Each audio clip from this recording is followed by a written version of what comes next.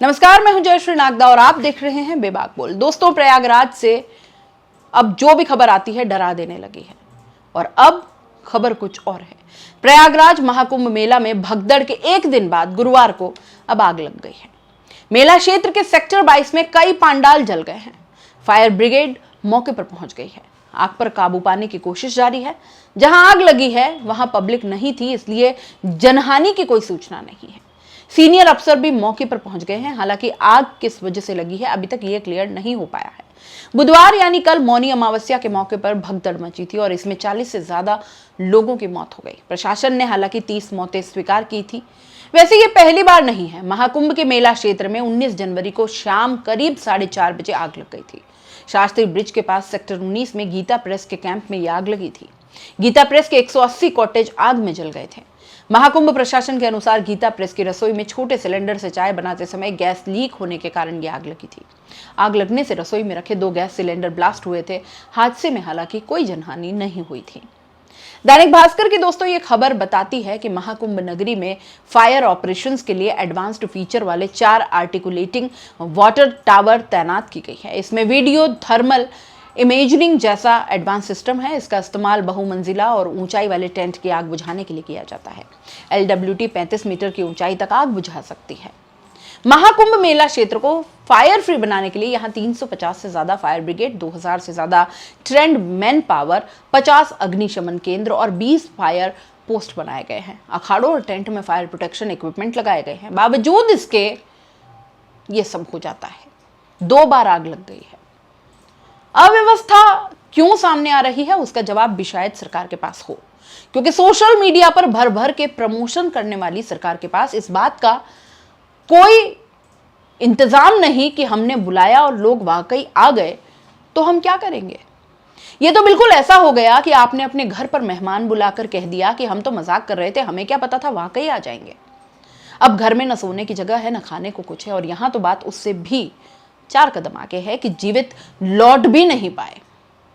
आज भी लोग अपने अपनों को उस भीड़ में ढूंढ रहे हैं और सरकार देखिए, मुख्यमंत्री 18-20 घंटों तक तो स्वीकार ही नहीं कर पाए और स्वीकार किया तो बताया कि 30 मौतें हुई हैं, जबकि 40 लाशें तो रॉयटर्स के रिपोर्टर ने ही गिन ली थी।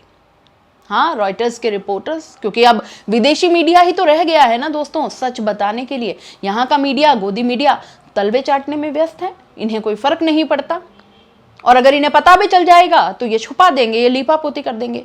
अगर इस भीड़ में मरे लोगों के प्रति, उनके परिवारों के प्रति जरा भी संवेदना होती तो ये सवाल पूछते, मुख्यमंत्री के इस्तीफे की बात करते, आंकड़ा छुपाने में मदद नहीं करते, कुंभ की व्यवस्थाओं के झूठे कशीदे नहीं पड़ते, क्योंकि हम नहीं मानते कि एक समझदार पत्रकार की नजर से कभी भी अव्यवस्था छुप सकती है, वो भी इतने बड़े पैमाने पर।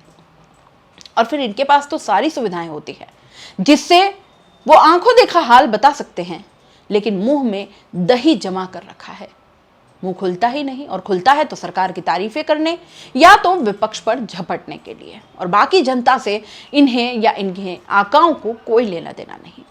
जिस धर्म की चरस चटाकर ये सत्ता में आते हैं ये सारे भाजपाई नेता, उनसे जनता को धर्म सुख भी नहीं दिया जा रहा है। शिक्षा, चिकित्सा, रोजगार, विकास की बातें तो आप छोड़ ही दीजिए, उसकी तो उम्मीद अब जनता ने भी छोड़ दी है। अमित शाह सांत्वना दे रहे हैं इतनी मौतों पर, मोदी सांत्वना दे रहे हैं, लेकिन योगी आदित्यनाथ जो कि मुख्यमंत्री है यूपी के, वो कहते रहे कि नहीं अफवाह मत फैलाएं, कुछ नहीं, सब बढ़िया है, सब ठीक है। लेकिन जब नहीं संभला, जब सच दरारों से बाहर आ गया तो मीडिया के कैमरों पर रो पड़े। लेकिन इससे वो 40 लोग जिंदा तो नहीं होंगे। इसका जिम्मेदार आखिर कौन है?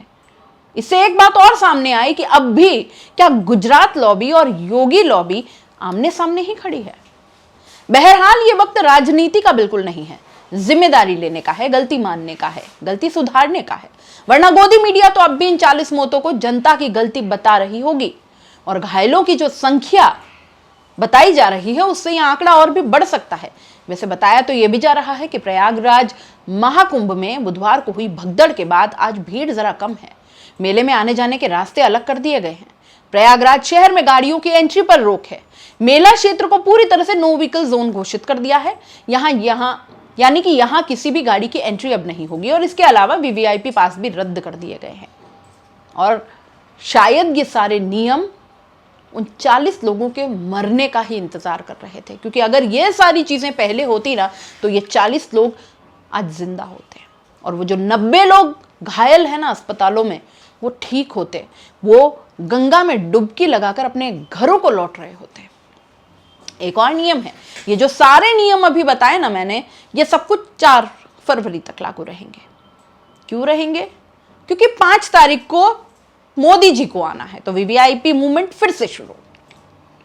अखिलेश यादव ने कहा कि मैं पीड़ितों से मिलने नहीं जाऊंगा, अगर मैं मिलने गया तो भाजपा राजनीति करने का आरोप लगा देगी। डिप्टी सीएम ब्रजेश पाठक ने कहा कि जांच के लिए आयोग का गठन कर दिया गया है, दोषियों पर कड़ी कार्रवाई करेंगे। डीजीपी प्रशांत कुमार और मुख्य सचिव मनोज कुमार सिंह मेला क्षेत्र का निरीक्षण करने पहुंचे। वो उस जगह पर मौजूद हैं जहां पर 29 जनवरी को मौनी अमावस्या के अवसर पर भगदड़ मची थी। दोपहर 12 बजे 1.25 करोड़ लगभग श्रद्धालु वहां स्नान कर चुके हैं। मौनी अमावस्या पर मंगलवार बुधवार की दरमियानी रात को भगदड़ मची थी। हादसे में 35 से 40 मौतें हो गई। सरकार की ओर से अब तक 30 मौतों की ही पुष्टि की गई है, वहीं 60 घायल हुए हैं। इधर सरकार ने 2019 में कुंभ में तैनात रहे 2 अफसरों आईएएस आशीष गोयल और भानु गोस्वामी को तत्काल प्रयागराज बुला लिया है। पहले याद नहीं आया कि इनकी भी ड्यूटी लगा ले। अनुभव काफी मैटर करता है ऐसी चीजों में, याद आ जाता ताकि व्यवस्थाएं और बेहतर की जा सकती थी। वहीं सुप्रीम कोर्ट में भगदड़ को लेकर जनहित याचिका दायर कर दी गई है दोस्तों, जिसमें यूपी सरकार से स्टेटस रिपोर्ट और जिम्मेदार अफसरों पर कार्रवाई की मांग की गई है। कहा गया है कि धार्मिक आयोजनों में ऐसी घटनाएं न हो, इसके लिए ठोस व्यवस्था बनाई जाए। महाकुंभ का आज 18वां दिन है। 13 जनवरी से अब तक 27 करोड़ श्रद्धालु स्नान कर चुके हैं। कल मौनी अमावस्या पर करीब 8 करोड़ लोगों ने स्नान किया था। लेकिन सवाल मेरे दोस्तों अब भी वही है कि इस बद इंतजामी, इस भगदड़, आग का जिम्मेदार कौन है? इन 40 मौतों का ठीकरा किसके सर फूटेगा? आप इस पूरे मामले पर क्या सोचते हैं? अपनी राय कमेंट बॉक्स में लिख भेजिए। जाते जाते चैनल को लाइक शेयर और सब्सक्राइब करना मत भूलिएगा दोस्तों। नमस्कार।